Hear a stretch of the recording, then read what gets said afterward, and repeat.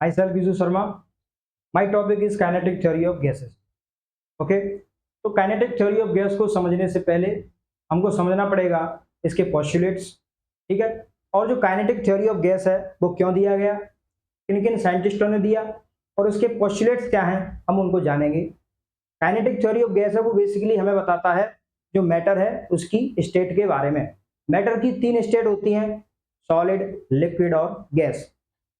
सबसे पहले बात करेंगे सॉलिड की। सॉलिड में क्या होता है कि जो गैस के मॉलिक्यूल्स होते हैं बहुत ही क्या होते हैं, पास पास होते हैं। पास पास होने का मतलब ये है कि उनके बीच में इंटरमॉलिक्यूलर अट्रैक्शन फोर्स बहुत ही ज्यादा होता है, ठीक है। अब बात करेंगे द्रव की, यानी कि लिक्विड की।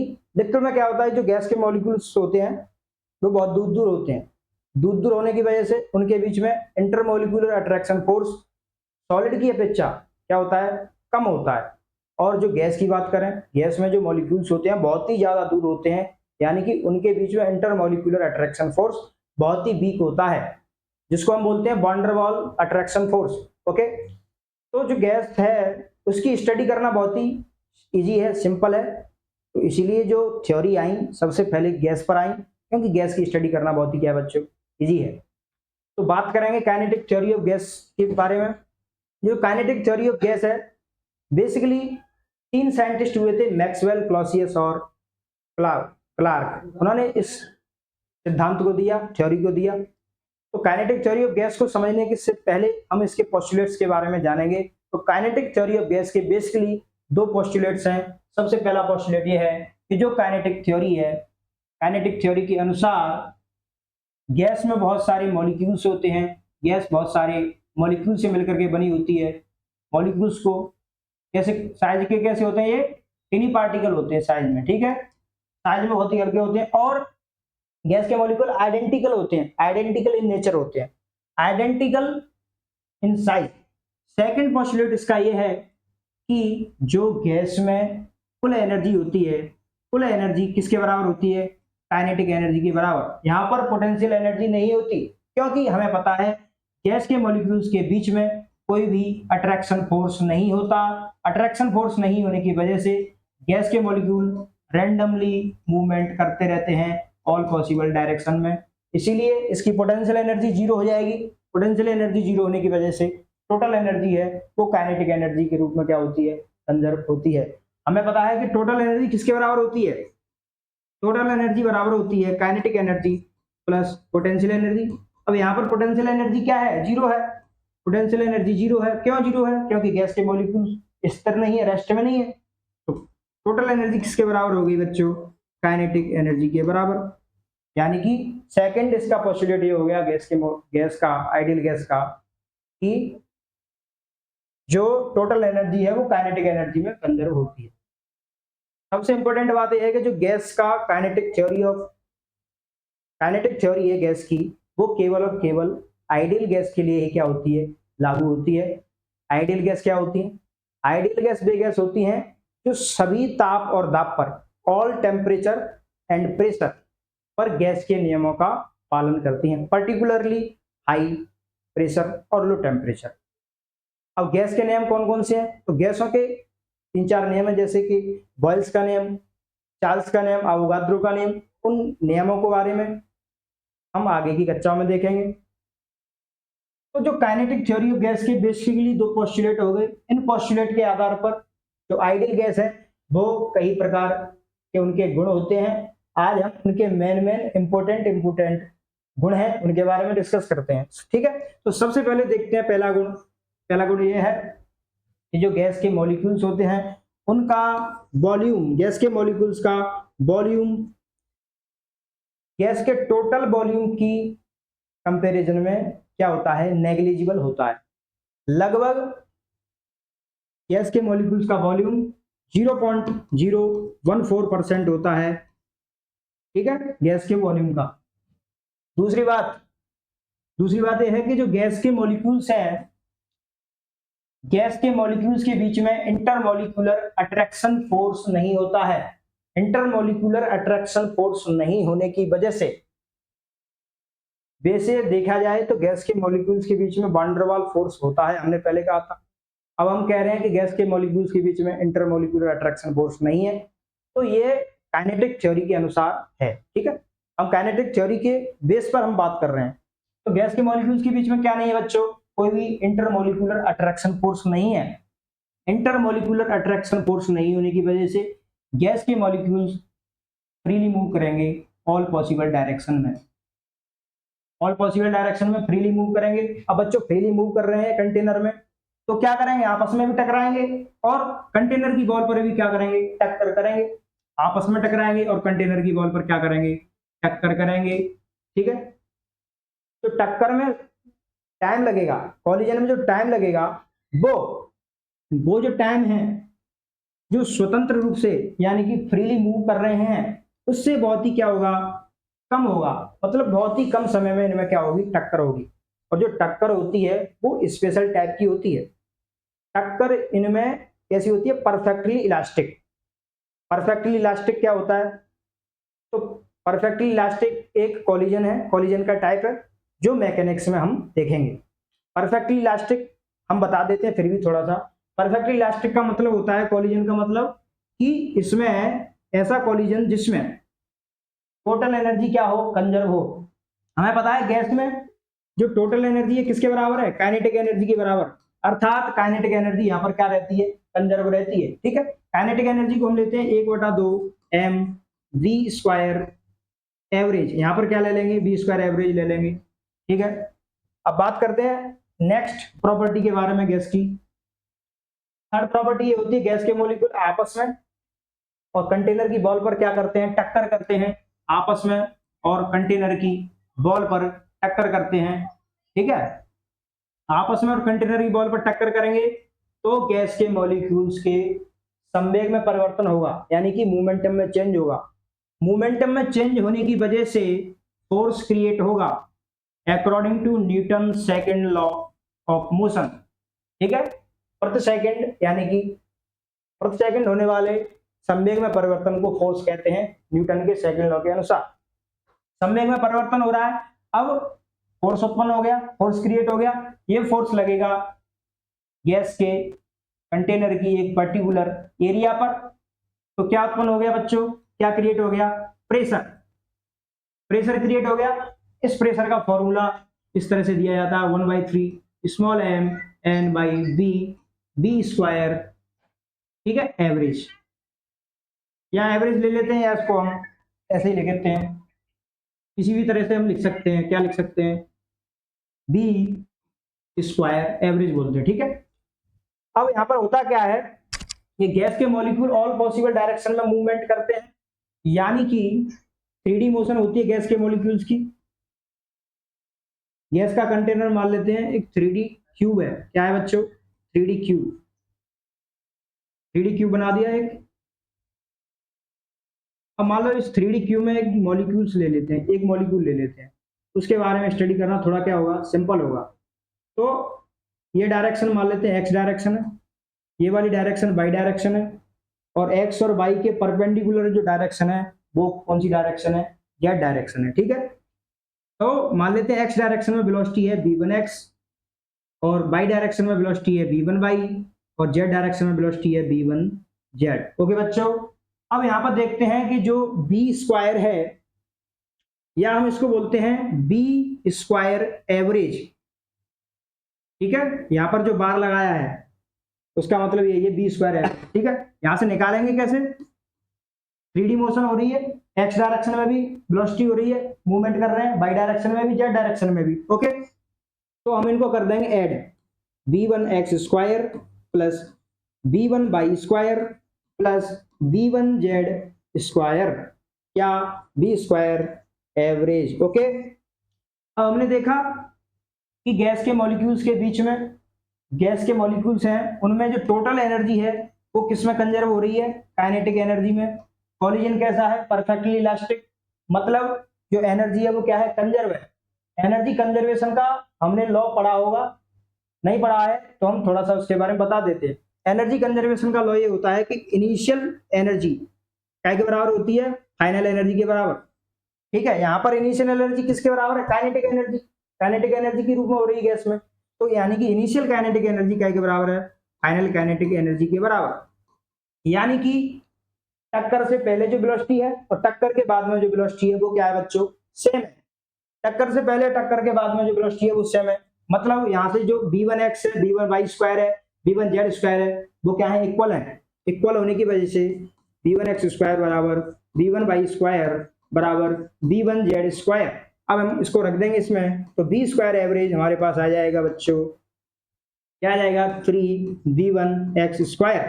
ठीक है, अब यहाँ से प्रेशर का फॉर्मूला हमें पता है, प्रेशर इक्वल टू होता है P equal to 1/3 small m n by v square. ठीक है, एवरेज। यहाँ पर small m mass of each molecule, यहाँ पर जो स्मॉल n है नंबर ऑफ मॉलिक्यूल्स, v क्या है, वॉल्यूम ऑफ गैस कंटेनर, यहाँ पर जो v स्क्वायर वेलोसिटी को बता रहा है। ठीक है, अब होता क्या है, हमने देखा तो जो v स्क्वायर है या हम इसको बोलते हैं v स्क्वायर एवरेज बोलते हैं। ठीक है, ये किसके बराबर है, v1x स्क्वायर 3, लास्ट स्लाइड में हमने देखा था। इस फॉर्मूले को हमने इसमें पुट कर देंगे, तो हमारे पास ये आ जाएगा small m n by v square v1x square. Okay, ये आ गया हमारे पास एक पर्टिकुलर डायरेक्शन में, x डायरेक्शन में। बाई डायरेक्शन के लिए क्या करेंगे, यहाँ पर v1x की जगह v1y आ जाएगा, z डायरेक्शन के लिए v1z आ जाएगा। ठीक है, कोई दिक्कत नहीं, प्रेशर के बारे में हमने देख लिया। अब नेक्स्ट प्रॉपर्टी इसके बारे में देखते हैं। हमने देखा था जो गैस के मॉलिक्यूल्स है वो क्या कर रहे हैं, टक्कर कर रहे हैं। टक्कर करने के बाद क्या हो रहा है, एक सीधी रेखा में स्ट्रेट लाइन में क्या कर रहे हैं, मूवमेंट कर रहे हैं। स्ट्रेट लाइन में जो मूवमेंट हो रही है गैस के मॉलिक्यूल्स की, ठीक है, उसको हम बोलते हैं free path. Free path, straight line में जितनी डिस्टेंस तक उन्होंने दूरी तय करी, जितनी डिस्टेंस चले उसको बोलते हैं फ्री पाथ। अब टोटल जो सभी मॉलिक्यूल्स के पाथ का, मीन फ्री पाथ का क्या कर देंगे, हम ऐड कर देंगे, तो हमारे पास मिल जाएगा mean free path, lambda mean. Lambda mean की वैल्यू इस तरह से हम निकाल सकते हैं, lambda 1 plus lambda 2 plus lambda 3 plus dot dot dot lambda n by capital N। औसत के बारे में हमने पढ़ा होगा छोटी कक्षाओं में, उसी तरह से हम निकालते हैं। और आगे चल करके एक साइंटिस्ट हुए क्लॉसियस, कौन से साइंटिस्ट हुए, Clausius.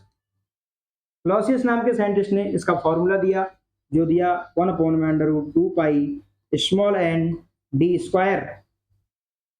Small n d square दिया, लैम्डा इक्वल टू क्या दिया, 1/√2 pi small n d square. समीकरण नंबर 1, यहाँ पर n क्या है, पार्टिकल डेंसिटी, क्या फॉर्मूला होता है, n by b, n total number of particle, b है वॉल्यूम। ठीक है, आदर्श गैस समीकरण के बारे में हम सभी को पता है। आदर्श गैस समीकरण क्या होता है, पीवी इक्वल टू क्या होता है बच्चों, पीवी इक्वल टू होता है स्मॉल n r t, या हम इसको ऐसे भी ले सकते हैं, PV equal to n a b t। ये तीन इक्वेशन हमें यूज आएंगे, ये कौन सा, 2, इसको मान लेते 3, इसको मान लेते 4, इसको मान लेते 5। ओके, यहाँ पर स्मॉल n की वैल्यू हम रख देंगे, इस पर पुट कर देंगे, तो ये आ जाएगी अपनी v/√2 pi capital N d square. ठीक है, इसको मान लेते हैं समीकरण A, इसको मान लेते हैं B। ओके, अब यहाँ पर v/n की वैल्यू हम यहाँ से निकाल लेते हैं समीकरण नंबर 5 से, v/n equal to kBT by P।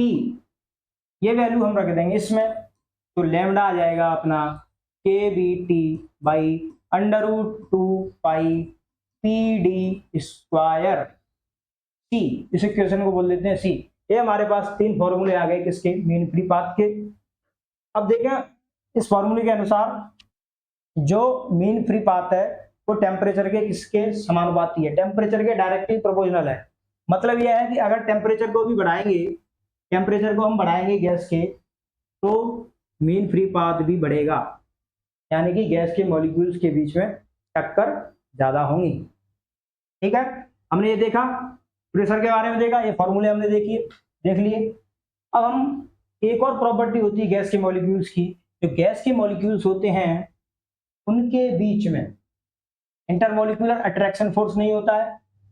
Attraction force नहीं होने की वजह से आपस में टक्कर करते हैं, कॉलिजन करते हैं, वो बात हमने देखी।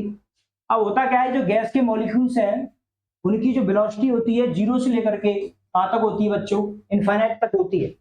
गैस के मॉलिक्यूल्स की वेलोसिटी जीरो से इनफाइनाइट तक होती है। और हमें पता है इनका जो मास है वो मास क्या होता है बच्चों, बहुत ही कम होता है, बहुत ही कम, नेग्लिजिबल मान सकते हैं। मास कम वेलोसिटी ज्यादा, मास कम और वेलोसिटी ज्यादा होने की वजह से ये जो गैस, आइडियल गैस का जो काइनेटिक थ्योरी है वो ग्रेविटी को कंसीडर नहीं करता। यहाँ पर ग्रेविटी का जो इफेक्ट है वो नेग्लिजिबल हो जाता है, ठीक है, क्योंकि वेलोसिटी हाई है, मास है कम, तो ग्रेविटी का जो इफेक्ट है वो नेग्लिजिबल हो जाता है। अब यहाँ पर देखो वेलोसिटी कई प्रकार की होती है इसमें, एक होती है वी स्क्वायर एवरेज, एक होती है बच्चों वी आर एम एस, एक होती है बीपी। यहाँ पर वी स्क्वायर एवरेज क्या है, एवरेज वेलोसिटी, एवरेज वेलोसिटी का स्क्वायर। यहाँ पर वी आर एम एस क्या है, root mean square speed, root mean square velocity. यहाँ पर जो पीपी है, बीपी है, उसे मोस्ट प्रोबेबल स्पीड कहते हैं। तो सबसे पहले हम इसकी डेरिवेशन देखेंगे, वी आर एम एस कैसे आया। हमें एक फॉर्मूला और देखना पड़ेगा, E इक्वल टू क्या बच्चों, E equal to P/2 small n kBT। Okay, इसको हम बोलते हैं average thermal translation kinetic energy. क्या है, average thermal translation kinetic energy of gas molecules. Relation किसके बीच में है, एनर्जी के बीच में और टेम्परेचर के बीच में। टेम्परेचर बढ़ाने पर average thermal translation kinetic energy क्या हो रही है, बढ़ रही है, ठीक है। अब हमें पता है काइनेटिक एनर्जी क्या होती है, गैस में काइनेटिक एनर्जी को टोटल एनर्जी भी मान सकते हैं। काइनेटिक एनर्जी का फॉर्मूला बताया 1/2 small m v square average, दोनों को कर देंगे इक्वल, यहाँ से 3/2 स्मॉल n kBT बराबर 1/2 m v square average. Okay, 1/2 से 1/2 कैंसिल, यहाँ से v स्क्वायर एवरेज की वैल्यू हम निकाल लेंगे, क्या आया बच्चों 3n kBT by small m। अब हम इसका दोनों तरफ क्या ले लेते हैं, स्क्वायर रूट। इसको वी स्क्वायर एवरेज के स्क्वायर रूट को हम बोलते हैं रूट मीन स्क्वायर स्पीड, ठीक है। ये क्या आती है बच्चों, √3n kBT by small m। In parameters को हम बता चुके हैं लास्ट स्लाइड में। केबी यहाँ पर क्या है, बोल्ट्जमैन कांस्टेंट। केबी की वैल्यू होती है बच्चों R/Na, न्यूमेरिकल वैल्यू होती है 1.38 इंटू 10⁻23 जूल पर केल्विन। क्या होती है, जूल पर केल्विन, ठीक है। आर क्या है, रेडोयर कांस्टेंट, एन क्या है, एवोगाड्रो नंबर, टी क्या है, टेम्परेचर, टेम्परेचर को केल्विन में लेंगे। या हम इसको ऐसे भी लिख सकते हैं VRMS equal to total mass के फॉर्म में हम इसको लिख देंगे, क्या लिख देंगे 3 N RT capital M। Okay, यहाँ पर M क्या है, टोटल मास। ओके, VRMS हमने देख ली। VRMS देखने के बाद में हम देखते हैं एवरेज वेलोसिटी कैसे निकालते हैं। एवरेज वेलोसिटी निकालने के लिए हम क्या करते हैं, वेलोसिटी ली, गैस की मॉलिक्यूलर वेलोसिटी FV और DV, इसका क्या कर दिया बच्चों, इंटीग्रेशन, इंटीग्रेशन कर दिया जीरो से लेकर के कहां तक, इनफाइनाइट तक। यहाँ पर जो FV है, यहाँ पर जो क्या है FV है, वो FV क्या है, Maxwell speed distribution function, Maxwell speed distribution function. हम डेरिवेशन पर नहीं जा रहे क्योंकि कंपटीशन एग्जाम के हिसाब से डेरिवेशन इंपॉर्टेंट नहीं है उतना, क्योंकि हमें फॉर्मूले करने हैं, ठीक है। तो ये मैक्सवेल स्पीड डिस्ट्रीब्यूशन फंक्शन है, अलग अलग डायमेंशन के लिए अलग अलग होता है। तो मैक्सवेल स्पीड डिस्ट्रीब्यूशन फंक्शन की इसमें वैल्यू रखेंगे, इंटीग्रेशन करेंगे, तो हमारे पास बी एवरेज की जो वैल्यू आ जाएगी बच्चों, वो क्या आ जाएगी, बी एवरेज की वैल्यू आ जाएगी √8RT अपॉन में पाई कैपिटल M, या फिर हमारे पास आ जाएगी 8 kBT अपॉन में स्मॉल पाई और स्मॉल m। हमारे पास एवरेज वैल्यू आ गई। अब हम देखते हैं मोस्ट प्रोबेबल वेलोसिटी क्या होती है। मोस्ट प्रोबेबल वेलोसिटी के बारे में देखते हैं बच्चों। मोस्ट प्रोबेबल वेलोसिटी का मतलब यह है कि गैस के मॉलिक्यूल्स, मतलब ऐसी वेलोसिटी ऐसे समझ सकते हैं कि मैक्सिमम नंबर ऑफ जो गैस के मॉलिक्यूल्स हैं उनकी एक पर्टिकुलर वेलोसिटी हो, उसी को हम बोलते हैं मोस्ट प्रोबेबल वेलोसिटी। इसका जो फॉर्मूला होता है वो होता है बच्चों 2RT बाई कैपिटल M, या हम इसको लिख सकते हैं 2RT या 2kVT भी, kVT की फॉर्म में लिख देते हैं 2kVT by small m। kVT आएगा तो यहाँ पे स्मॉल m आएगा, R आएगा तो क्या आएगा, कैपिटल M आएगा। ठीक है, m क्या है, total mass, okay, molar mass भी बोल सकते हैं। अब हमने बीपी की बात कर ली, बी एवरेज की बात कर ली और बीआरएमएस की बात कर ली। अब हम देखो इनमें डिक्रीजिंग ऑर्डर लगाते हैं, डिक्रीजिंग ऑर्डर पूछ सकते हैं कभी भी एग्जाम में, डिक्रीजिंग ऑर्डर।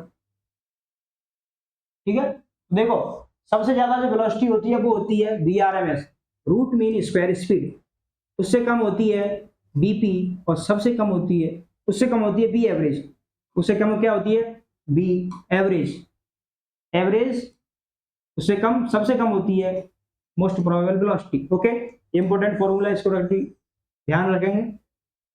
अब एक और रिलेशन होता है जो फॉर्मूला सॉल्व करने के काम आता है बहुत, B X B Y B Z, इसकी पावर ए, इसकी पावर बी, इसकी पावर सी।